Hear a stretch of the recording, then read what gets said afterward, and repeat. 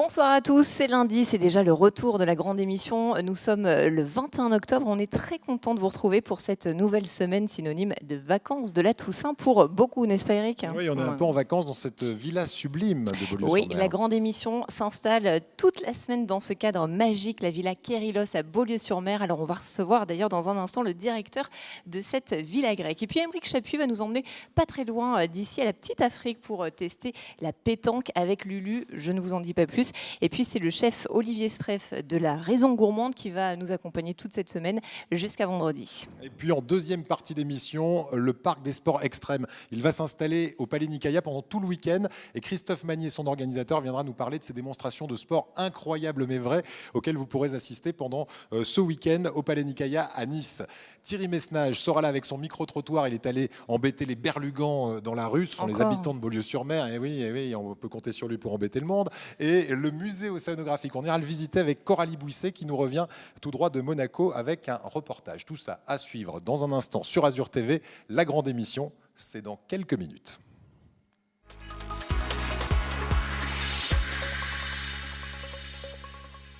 La grande émission depuis la Villa Kérilos, la villa grecque Kérilos à Beaulieu-sur-Mer, où nous sommes toute cette semaine. Dans un instant, le directeur de cette villa sera aux côtés de Virginie.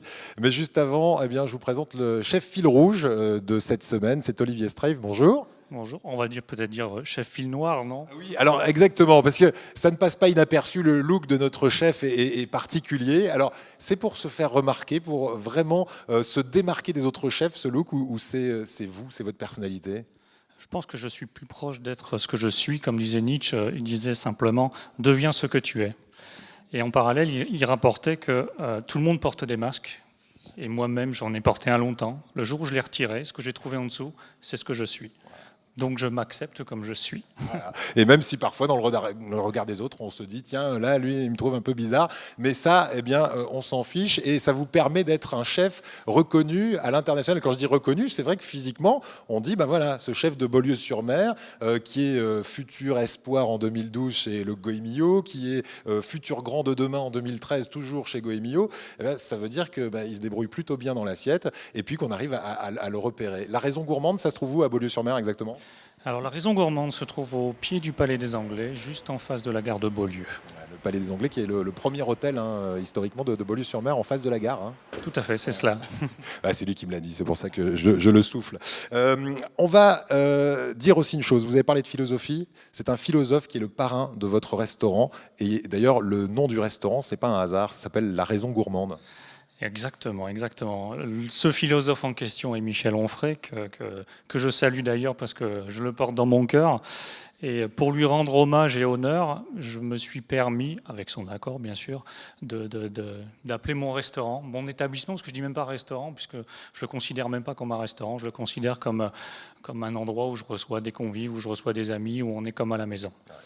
Donc, si on vient chez vous, on va être vraiment dans une ambiance sympathique et conviviale. Et qu'est-ce qu'on va manger, par exemple, aujourd'hui? Qu'est-ce que vous allez nous préparer, qu'on peut trouver à la carte de votre restaurant? Alors, on va faire simple. Chez moi, il n'y a pas de carte. Donc, tout se décide le matin avec le marché. J'essaie justement d'avoir une autre idée aujourd'hui de la cuisine en se disant, bon, je veux recevoir chez moi. Si vous me recevez chez vous, je ne vais pas vous demander de me faire une carte et je veux manger ça, ça, ça. C'est ça votre originalité, c'est qu'on vient manger ce que vous avez trouvé sur le marché le matin. Donc ce matin, vous avez trouvé quoi? Du lapin, c'est ça? Exactement. Donc je fais confiance bien sûr à mes producteurs et avec les personnes avec qui je travaille. Donc mon boucher avec un lapin qui m'a dit ce matin, bon c'est super, c'est un lapin de ferme, c'est génial. Donc j'ai dit bon allez on part là-dessus, qu'est-ce que je peux faire là-dessus? Parce qu'il paraît qu'il y avait une contrainte un petit peu compliquée dans cette magnifique villa, c'est qu'il n'y avait pas de cuisson. Oui absolument, pour le respect des lieux, on ne peut pas faire de cuisson pour éviter le noir de fumée, etc. Puis moi qui adore l'histoire, donc et comme je veux conserver l'histoire le plus longtemps possible, je me suis attelé bien sûr, avec une petite nuance, parce qu'il paraît que la télé est magique, donc je me suis quand même permis de faire une petite cuisson mais dans mon établissement. Voilà, et donc vous allez nous préparer une terrine qu'on verra à la fin de l'émission. Merci beaucoup, top départ pour le challenge culinaire. Merci beaucoup Olivier Streff d'être avec nous toute cette semaine. Virginie, c'est à vous. Et le premier invité de la grande émission ce soir, c'est Bruno-Henri Rousseau qui nous accueille donc ici à la Villa Kérilos à Beaulieu-sur-Mer toute la semaine. Bonsoir. Bonsoir. Alors tout d'abord un petit peu d'histoire. Comment se fait-il qu'on ait construit ici à Beaulieu au début du XXe siècle une villa grecque? Alors la villa grecque Kérilos, c'est un rêve qui a pris corps, le rêve d'un vieux monsieur, d'un sage, avec une petite pointe d'originalité qui a voulu ici donner un corps à son amour pour la Grèce antique, cette Grèce du 5e siècle avant Jésus-Christ, qui est le berceau de notre civilisation. Et donc, il a voulu ici donner une matière à ce rêve, à cet amour pour la Grèce. Et on retrouve ici ce que les Grecs aimaient, c'est-à-dire la beauté, face à la mer, sur ce site qui ressemble à Délos, à l'île de Délos. Théodore Reynac a ici donc construit cette maison en référence, en hommage à la Grèce antique. Il a fallu 6 ans à l'architecte pour créer cette villa grecque. Oui, absolument, parce que l'architecte Pontremoli a dû s'inspirer de ces découvertes, des découvertes récentes dans les fouilles archéologiques en Grèce, à Pompéi, à Herculanum. Et donc, il a fallu d'abord faire un travail de recherche, et puis pour réaliser le fruit de ces recherches. Rappelez-nous ce que ça signifie, Kérilos, en grec. Alors, Kérilos, c'est un oiseau qui est grec, qui donc, pourquoi est-ce que ce nom de Kérilos, pourquoi cet oiseau grec Bien, tout simplement pour symboliser le voyage au-delà des mers, le voyage au-delà du temps. Ici, on est vraiment dans un site qui nous fait voyager dans l'histoire et puis aussi au-delà des mers.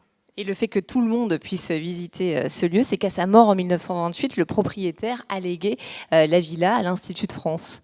Oui, Théodore Reynac était lui-même membre de l'Académie des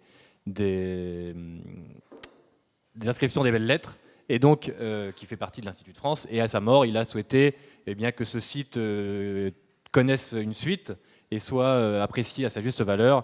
Qui mieux que l'Institut de France pouvait continuer à mettre en valeur ce site. On a regardé vers le passé, mais aujourd'hui, quelle est la vocation de la Villa Kérilos ? Alors aujourd'hui, la Villa Kérilos est gérée par une société qui s'appelle Culture Espace, qui s'est donné pour mission de venir en appui des collectivités ou de l'État et de ses émanations, en l'occurrence l'Institut de France, pour mettre en valeur des sites patrimoniaux comme la Villa Kérilos.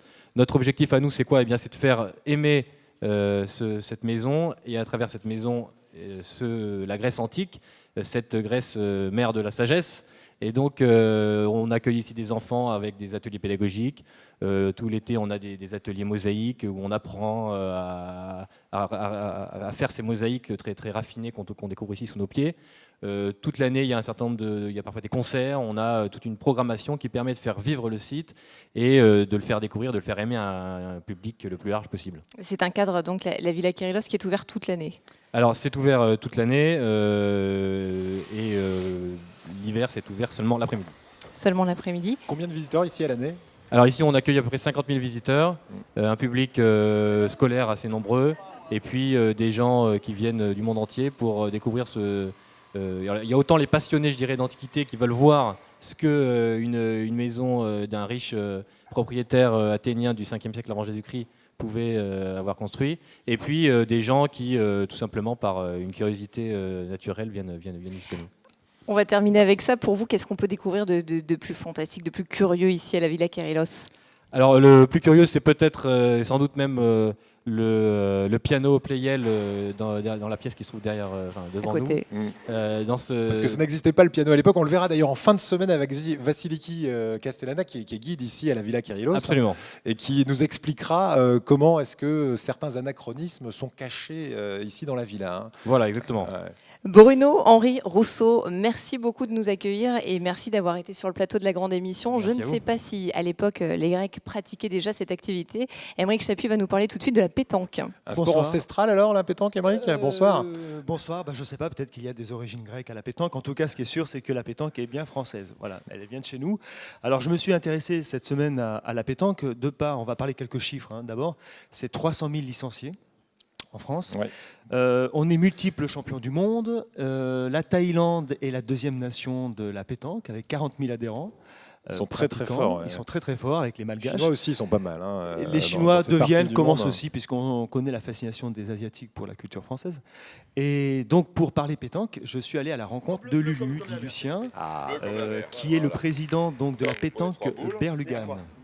Et j'ai rencontré Emiliano, un des adhérents, à la retraite de 63 ans, très très sympa. Donc sur les images, on a découvert, on voit les lieux. Alors Ouais. c'est bien situé. Dans le clos de Oui, Boule c'est de près Beaulieu, vue sur mer, C'est imprenable. Vue sur la, mer. la Petite Afrique, c'est Oui, ça c'est ça, près de la plage Petite Afrique, donc vue sur mer, avec au milieu de la végétation. Enfin voilà, ils sont un petit peu comme ça, un peu comme des Gaulois. Sauvage. Au milieu de bâtiments, de voitures, ils se retrouvent tous là, Ah ouais, ils entre font de amis, la- famille, et donc ils pratiquent la pétanque.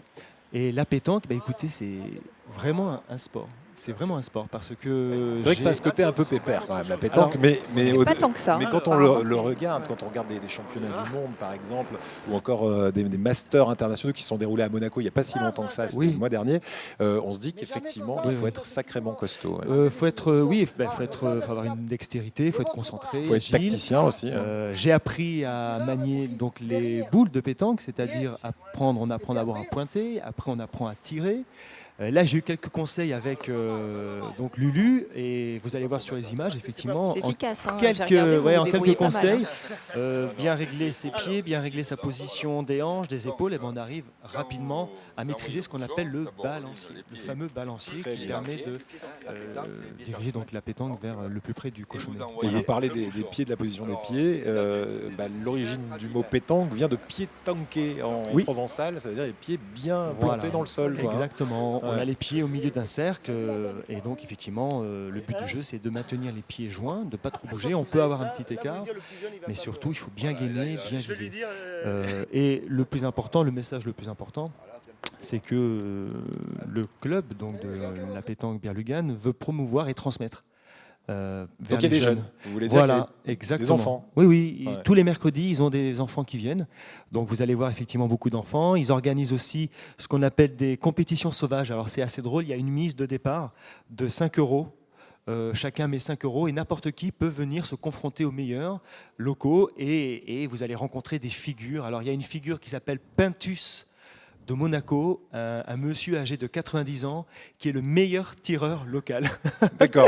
Et il descend de Monaco pour Ah ouais. venir à la pétanque Berlugan. Plus maintenant, je ne sais pas, mais en tout cas à l'époque, effectivement, il faisait appel aux champions locaux et alors c'est ce qu'on appelle la catégorie des honneurs. Ouais. Et là, il raflait les mises à chaque fois. Et Comment il se s'appelle, retrouvait- Pintus? Pintus Ouais. de Monaco, le meilleur tireur local de pétanque. Ok. Eh ben écoutez, si on a envie de voir, j'imagine sa photo, elle On doit sait être où aller. dans le club, Ouais. le club Berlugan donc de pétanque. Et on a vu sur les images, parfait, Émeric, hein, Ben oui. le Bien. cochonnet. de Le façon- cochonnet, j'ai rapproché la boule près du cochonnet en 3 coups seulement grâce Voilà. au conseil. Donc Vous êtes un De Lulu. pointeur, on s'y prend très vite. Ouais. un C'est pointeur super. émérite. Eh La- ben, c'est réussi. Bruno-Henri Rousseau, merci aussi d'être venu nous voir et surtout de nous accueillir ici à la Merci Villa à vous d'être Kérilos venu. pendant toute la semaine. Merci à Merci. vous. Et dans un instant, on parle revoir. de pêche avec notre prochain invité.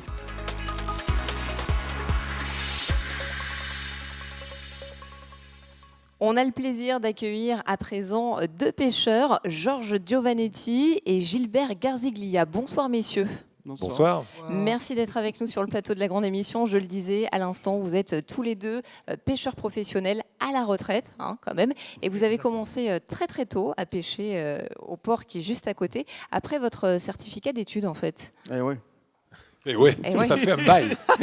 Alors, Ça date pas d'hier. Non, ça ne date pas d'hier, non. c'était dans quelle année? Tiens, vous vous souvenez l'année de démarrage, votre première pêche professionnelle? De démarrage Oui. Qu'est-ce que c'est que vous voulez dire par démarrage Je sais pas, c'était en 1960. Ah, c'était, c'était. Oui, c'était. Vous aviez ça 15 devait ans. être dans les. Alors, même avant, 59, là, 59, 58. Hein. Et comment soyons on, précis. comment on devient alors pêcheur professionnel? Est-ce que c'est une histoire de famille? Ça se transmet de génération en génération? Ou c'est parce qu'on aime la Oui, pêche c'est et de que- famille. Hein. C'est de famille. Mon père était à la pêche. J'avais un oncle aussi qui allait à la pêche. Donc, bon, j'ai suivi. Hein, voilà. Et vous, Gilbert, c'est pareil? Ah ben moi, c'est une histoire de famille, mais c'est beaucoup plus vieux, évidemment, puisque c'est la famille de Garziglia pêcheurs et depuis 1640, Ah oui. dans la prud'homie Villefranche-Saint-Jean-Beaulieu. Et vous avez transmis cette passion à votre fils, hein, qu'on va recevoir tout à Voilà, l'heure, mon c'est fils, Patrice. mon père a pêché encore, il est décédé il y a quelques années. Il pêchait très tard encore, mais lui, il était au petit port ici des Fourmis à Beaulieu, tandis que se trouve au port de Beaulieu là-bas, à notre D'accord. port. D'accord. Et C'est là où il y avait le plus de concentration de pêcheurs. Ici, il n'y avait que deux, ou un ou deux. Alors tous les deux, vous êtes spécialisés dans quel type de pêche? Oh ben, c'est un peu de tout, hein. C'est les trémailles, les filets droits pour le large, enfin, pour les collinots, la rascasse, en fait, tout ça. Ouais. Et vous, c'était pareil, Gilbert? C'était les mêmes pêches que l'on faisait. Ouais. Tout le monde faisait ce même genre de pêche. La soupe de poisson, Ouais. c'était la principale activité, c'était la soupe de poisson. Hein. Ça se perd un peu, ça, aujourd'hui, ou pas? Ça se perd, bien sûr, mais il y a quand même quelques jeunes qui ont repris un petit peu. Mais c'est vrai que c'est difficile d'en vivre à l'heure actuelle parce que la mer n'est plus à eux comme à l'époque. C'est-à-dire? À l'époque, ils avaient la mer pour eux partout. Maintenant, il y a de la plaisance. Et donc, si vous voulez, il n'y a pas beaucoup de place pour mettre, surtout en saison d'été, pour mettre des filets à la mer. Parce que ces bateaux viennent, mettent le mouille de tous les côtés. Donc, Et maintenant, il y a des gros bateaux en plus. Hein. Voilà, On a alors pour le carrément des pêcheur, bateaux c'est de croisière difficile. maintenant, hein. Donc, en saison d'été, c'est compliqué. Après, en saison d'hiver, c'est mieux, mais il y a le mauvais temps. Quoi. Et oui, donc la pêche, c'est aussi un secteur qui connaît la crise, malheureusement. Exactement. Ah oui. Aujourd'hui, à Beaulieu-sur-Mer, combien de pêcheurs? Y en a-t-il encore des pêcheurs professionnels à Beaulieu-sur-Mer? Moi, j'ai mon fils aussi à la pêche. On y est avec moi, qui j'y vais un peu de temps en temps. On y est 4. 4 pêcheurs. Il y en a professionnels à 4 en Beaulieu-sur-Mer. activité. Et encore, c'est beau. parce 4 que- en activité propre, continue. Puis, il y a 7 sur Beaulieu qui sont pêcheurs, mais qui ne pêchent pas tous les jours, qui pêchent, font d'autres petites choses, ou sont à la retraite. Donc, mais vraiment en activité pure, il y en a 4. Il n'y en a que 4. Pour terminer, Georges et Gilbert, vous qui avez des années et des années d'expérience de métier, est-ce que vous avez une petite anecdote à nous raconter, peut-être une anecdote en commun? Je sens Gilbert très Oh, inspiré. il doit y en avoir des tonnes. mais- Sur la mer. Oui, la seule chose que je peux dire, ce que j'ai vu Une pêche sur la miraculeuse, mer. par Ouais. exemple. Ouais. Ouais, ben, une fois, il m'est arrivé à la plage de la Mala, là-bas, à faire une centaine Jolie de mètres plage. de la plage de la Mala. Il m'est sorti un épaulard en mois de novembre. Il pleuvait. Alors, ça ressemble à quoi? Parce que... Ah, c'est une orque. L'orque, oui. Ouais, ouais. Ah ouais. C'était Ouais. à combien de mètres du bord? Oh, là c'était une centaine de mètres à Ah peine. oui, on était vraiment tout près. Et j'avais les filets juste posés dessous. J'ai dit là, il va m'emporter tous les filets. Et puis non, ça s'est bien passé. Il a continué. Mais il avait un poisson. Il avait attrapé un poisson, lui. Et voilà, Ouais. une orque à 100 mètres Ah oui, oui, oui. du Les rivage de plages. Beaulieu. Ouais. Aujourd'hui, vous êtes tous les deux à la retraite, mais pour le plaisir, est-ce que vous continuez un petit peu à pêcher? J'imagine que oui. Oui, Ouais. plus... Oui, oui. Gilbert, moins. Oui, oui, j'y vais, moi, de temps en temps, pas tout le temps. Hein. Moi, je m'occupe du patrimoine. D'accord, Bien. oui, bah, c'est déjà bien. Merci en tout cas, Georges Giovannetti et Gilbert Garziglia, d'être passés nous voir ici sur le plateau de la grande émission. Dans un instant, c'est le fils à de vous. Gilbert, Patrice, Merci. qui lui est en activité et qui à la fois a des activités de pêche au gros pour le grand public et aussi c'est un whale watcher. Vous savez ce que c'est un whale watcher? Pas vraiment, non. C'est un monsieur qui va vous permettre d'aller voir des baleines au large en Méditerranée et il a de très belles Je veux images venir. avec lui. On va les voir et on va en profiter dans quelques instants. Le retour de la grande émission sur Azure TV. À tout de suite.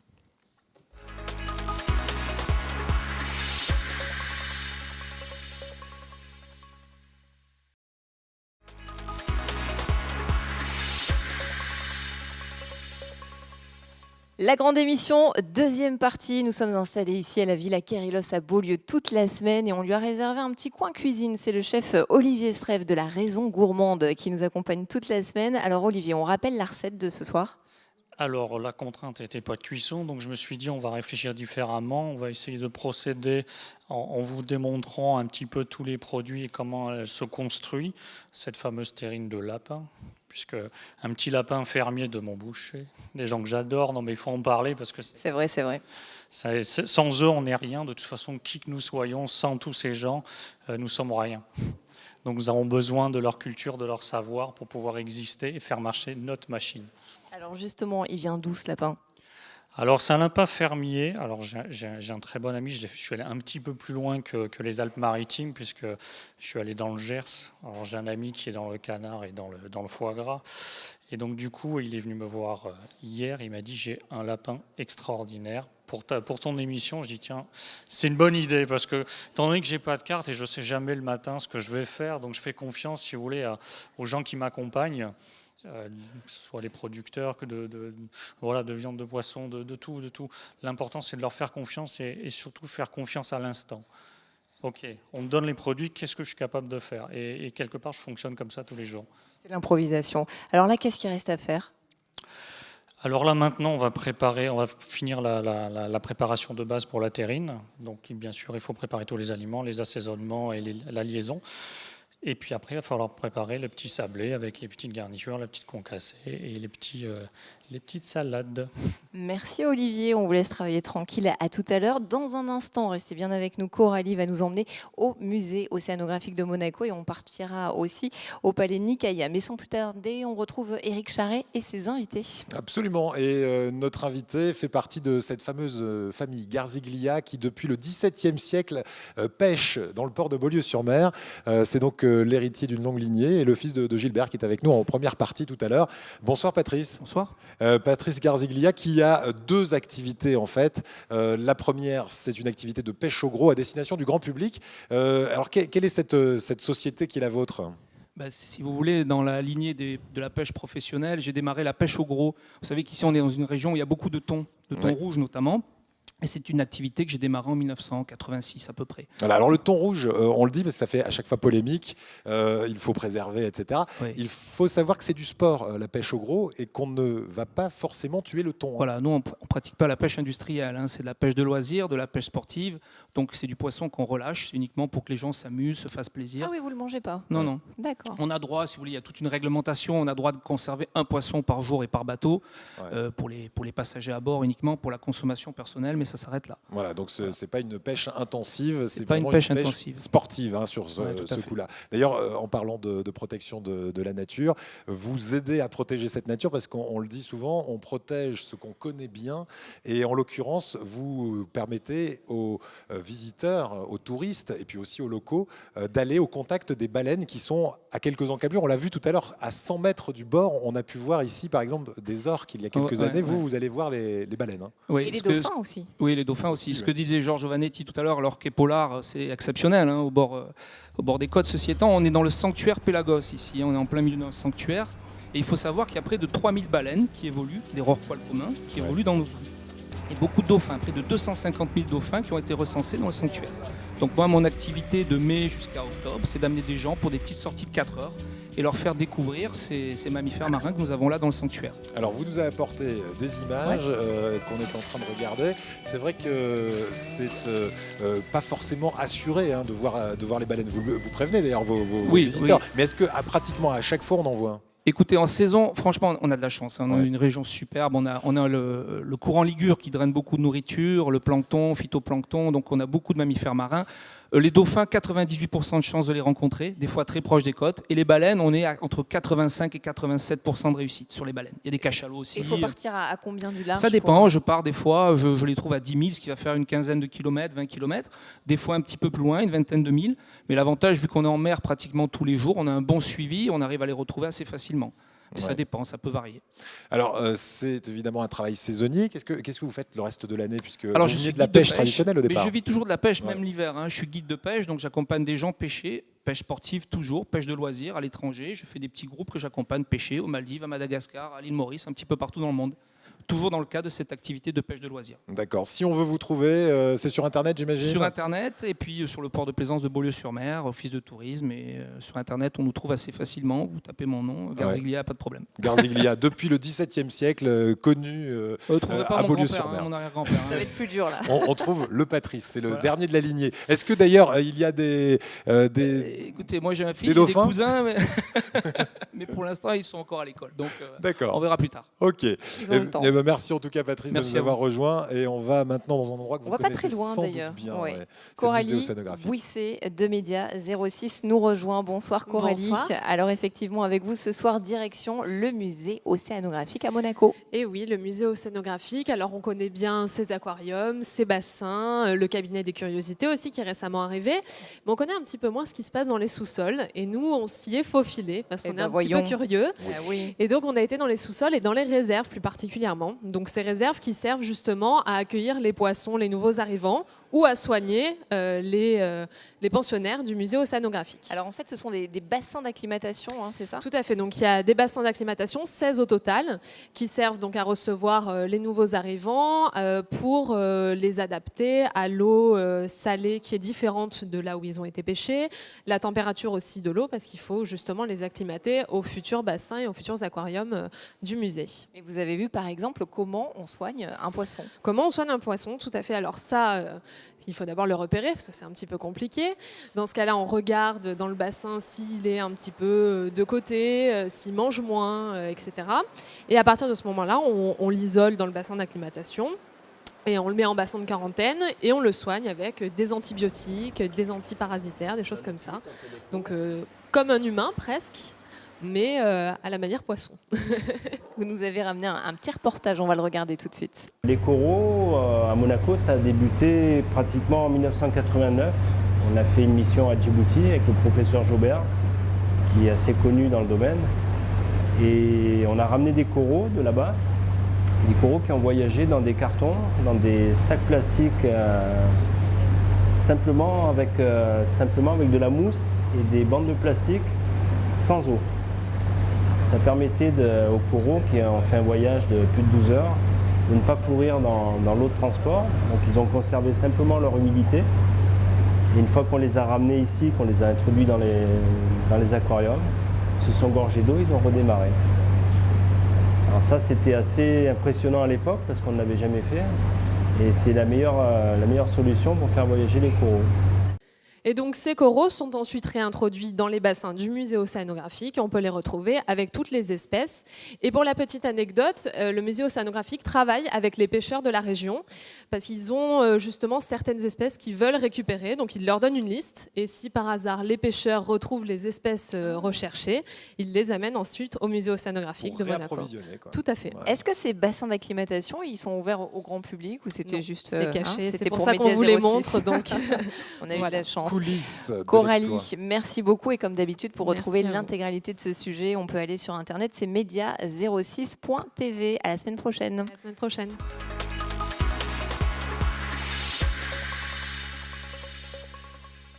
Et notre deuxième invité, c'est Christophe Magny. On va évoquer avec lui ce parc des sports et de l'extrême qui va se mettre en place au Palais Nicaïa. Il va tout nous expliquer. Ce sera ce week-end avec des démonstrations de sport assez incroyables. Bonsoir Christophe Magny. Bonsoir. Bonsoir. D'où est venue l'idée de ce parc des sports et de l'extrême au Palais Nicaïa d'abord? En fait, on s'est aperçu qu'il y avait une vraie demande au niveau des associations, clubs et institutionnels pour promouvoir en fait le sport. Et malheureusement, c'était toujours assez souvent différencié. Et c'était souvent les mêmes sports qu'on mettait à la télé. Et du coup, on a voulu regrouper le maximum de sports sur un même lieu pendant un jour ou pendant 2 jours et de promouvoir tout le monde en même temps, que ça fasse une force tous ensemble, en fait, Voilà. tout simplement. Alors vous nous avez amené des images pour nous montrer un peu à quoi ça ressemble ce parc des sports et de l'extrême. On a à la fois des sports conventionnels, traditionnels, du type basket par exemple. Qu'est-ce qu'on va retrouver comme sport connu, on va le dire, dans un premier temps? Alors, en sport connu, on aura de l'escrime, on va avoir les sports de combat, donc du taekwondo, de l'exhibition de mix martial art, on va avoir du grappling. C'est quoi le grappling? Alors, le grappling, c'est un nouveau mode de sport de combat qui se pratique énormément en fait à l'étranger, qui rentre sur la France. Et donc, c'est plusieurs sports de combat qui sont mélangés ensemble. Tout simplement. Donc il y a quand même des sports un peu particuliers qu'on ne voit pas partout. Exactement. Et les sports de l'extrême, ce serait par exemple la moto freestyle. Ah oui. Qu'est-ce que c'est? C'est des sauts essentiellement? Tout à fait, c'est en fait des sauts qui vont être exécutés par différentes figures. Donc, par exemple, la plus connue, c'est le Superman, mais bien sûr, il y a bien d'autres figures. Et en fait, on essaye de faire rentrer cette discipline au niveau de notre fédération, car elle n'est pas encore acquise, et pour pouvoir être l'année prochaine le premier contest de saut freestyle moto. D'accord. Donc ce sera ici au Palais Nicaïa à Nice peut-être? Tout à fait. Ouais, l'année prochaine. Et à part la moto freestyle, qu'est-ce qu'il y a d'autre comme sport extrême? Alors il y a la force à l'état brut. Moi j'avais envie qu'on... C'est comme dans le Pays Basque. C'est-à-dire, c'est quoi la force à l'état brut? C'est des Brutus qui viennent et qui tirent des Alors, trucs très lourds? Non, déjà, c'est des athlètes sportifs qui s'entraînent chaque jour, c'est assez intense. Et ils vont, par exemple, pour vous dire, ils vont tracter un tracteur de camion, ils vont porter des poids assez importants. Donc, en fait, c'est vraiment la force athlétique qu'ils vont mettre en avant sur différents instruments, poids assez lourds, on va dire, comme par exemple un pneu à soulever ou bien d'autres surprises. Ça vous donne envie, Eric? Oui, mais ça me donne envie. Non, je dis Brutus parce que je suis jaloux, bien sûr. Ah oui. J'aimerais avoir cette force incroyable. Quand on parle de pneus, j'imagine que ce ne sont pas des pneus de mobilette, ce sont des pneus Oui, des pneus de subventionnés. tracteur. Vous imaginez bien, Eric? Énorme. Oui, non, mais ça va, prenez-moi pour une bille. Street workout, ça c'est un sport qui se répand de plus en plus. Expliquez-nous ce que c'est. Alors tout à fait, c'est vrai qu'on commence à en parler assez souvent dans les médias. C'est des jeunes qui pratiquent sur le mobilier urbain extérieur du sport physique. Comme du Il peut y avoir du skate, mais c'est surtout de la force au niveau musculaire, comme ce qu'on pratique dans la salle de fitness. Mais là, on va le pratiquer à l'extérieur. Avec du mobilier urbain, donc vous aurez du mobilier urbain aussi au Palais Nicaïa. Alors pas tout à fait, mais il va avoir une belle représentation. Ils vont nous faire une belle surprise, puisqu'en plus il est 5 fois recordman du monde et il va participer prochainement au championnat du monde pour gagner le titre de champion du monde, et on l'espère qu'il va réussir en tout cas. D'accord, donc le titre de champion du monde se déroulera aussi à Nice ce week-end? Non, ça ne sera pas à Nice. Là, Non, d'accord. c'est pas ce jour-là. D'accord. En tout cas, c'est une grosse infrastructure. C'est impressionnant aussi par la taille de ce que vous mettez en place. Combien vous attendez de visiteurs pour ce week-end? Alors, on pense pour ce week-end dans les 8000 visiteurs, sachant que généralement pour les sports de combat, c'est 2000-2500 personnes qui seront présentes à partir de 15h au Palais Nicaïa. Et puis à partir de 20h pour le gala, c'est 5200 personnes. Voilà, 15h à 20h et même au-delà, puisque ça finira aux alentours de minuit. Oui, 23h à peu près. Dans les 23h, il y a 3 heures à peu près de show. Après, il y a toujours un peu de retard, mais c'est 23h généralement. Et c'est ce samedi soir au Palais Nicaïa, le parc des sports et de l'extrême. Donc, Christophe Magnier, merci de nous avoir rejoints pour nous en parler ici à la Villa Kérilos à Beaulieu-sur-Mer. Merci à vous. Et sans transition, on sent que c'est un homme qui a écrit ce lancement, Femme au volant, mort au tournant. Oui, non, je vous rassure, Femme au volant, moins d'accidents, j'insiste. Et selon une étude de la Sofres, calmez-vous, les femmes qui conduisent causeraient bien moins d'accidents que les hommes, Eric. Dans votre sens. Voilà. Que pensez-vous de ces chiffres qui tordent le cou aux idées reçues? C'est la question que Thierry Messnage vous a posée aujourd'hui. Voici vos réponses.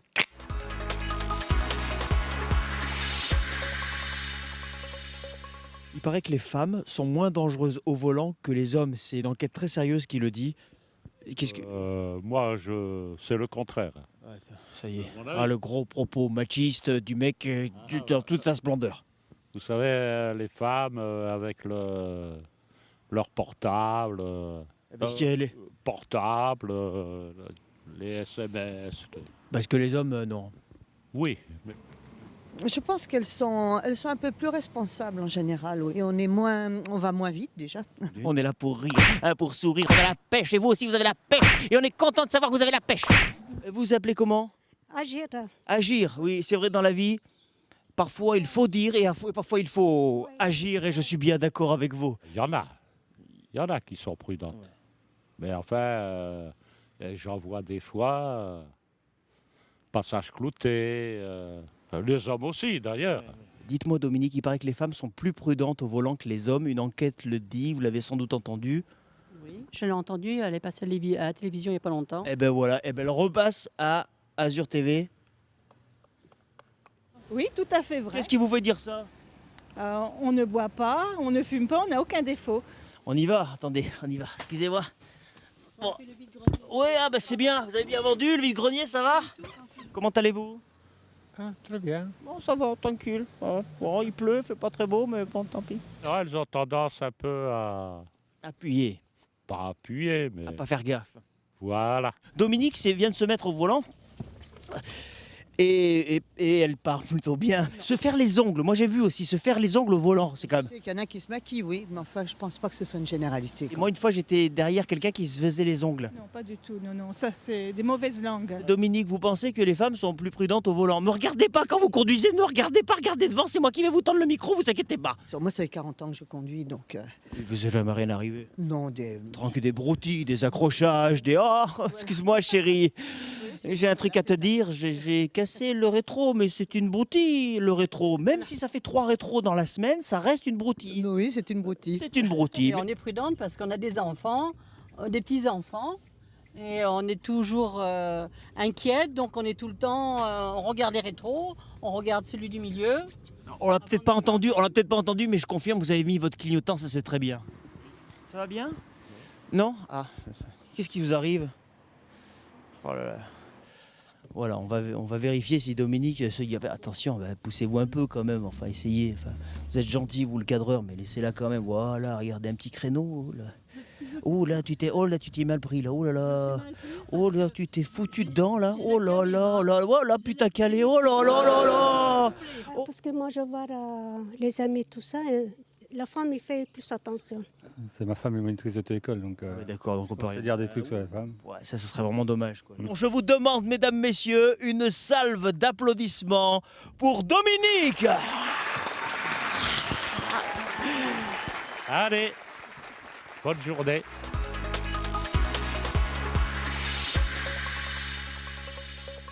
Merci Thierry Messnage. Thierry, que l'on retrouvera demain pour un nouveau sondage. Et là, il sera question du vaccin de la grippe. Vous conduisez bien, vous ou pas? Bah, évidemment, enfin, jamais d'accident en 15 ans. Bravo, Alors, bravo, s'il vous plaît. championne.